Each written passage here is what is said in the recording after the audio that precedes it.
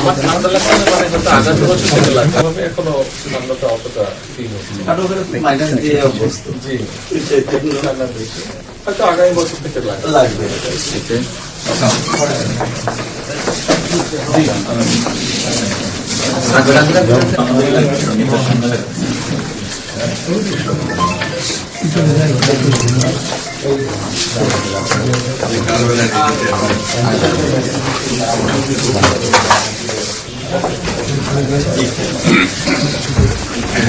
একটু হাইটে জায়গা নেই। আমার ঠান্ডা লাগছে না, মানে হয়তো আগামী বছর থেকে লাগবে।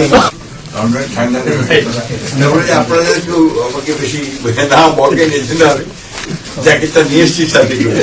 অনেকে ঠান্ডা এনজয় করার জন্য বাইরে চলে যেত, এখন আপনিও এসে গেছেন, আমরাও ঠান্ডার মধ্যে পড়ে গেলাম।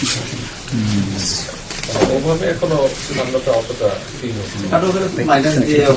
জি, ঠান্ডা বেশি, হয়তো আগামী বছর থেকে লাগবে। গত ডিসেম্বরে আমি আপনার ভ্রমণে গিয়েছিলাম, ওনার বাসার কাছেই একটা প্রবলেম ছিল।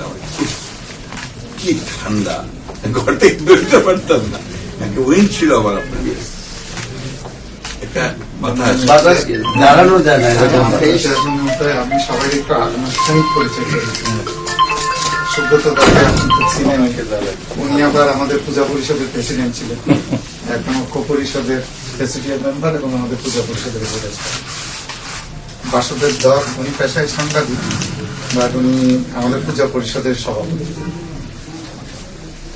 ডক্টর তাপস পাল, উনি মহানগর সার্বজনীন পূজা কমিটির সেক্রেটারি। সিআর মজুমদার, উনি chartered accountant. Doctor Tapas Pal ব্যাংকার, উনি চার্টার্ড অ্যাকাউন্টেন্ট। উনি আমাদের পূজা পরিষদের আগে প্রেসিডেন্ট ছিলেন, এখন উনি ডাকেশ্বরী মন্দির ব্যবস্থাপনা কমিটির সভাপতি। বিজন দা আমাদের সকলের শ্রদ্ধেয় মানুষ,